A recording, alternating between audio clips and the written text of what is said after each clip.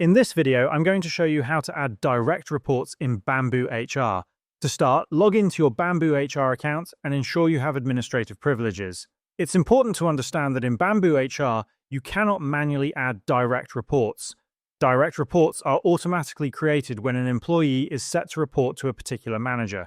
To better understand this, click on People from the left-hand side menu and open the organization chart.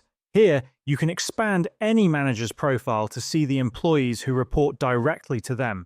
For instance, when I expand one manager, I can see that two managers work under them. If I expand one of those managers, such as Norma, I can see that Norma has 3 employees who report directly to her. When I open Norma's profile and scroll down, you'll see a section titled Direct Reports. Under this section, the names of the 3 employees reporting to her are listed. Now, suppose I want to add another person who should report to Norma. In other words, I want to add another direct report for her. To do this, I need to assign Norma as that employee's manager. Let's take another employee named Liam as an example. I'll open Liam's profile page and follow the steps to set Norma as his manager. To fully understand the process of assigning a manager, you can refer to our dedicated video on how to add a manager in BambooHR, which explains it in detail.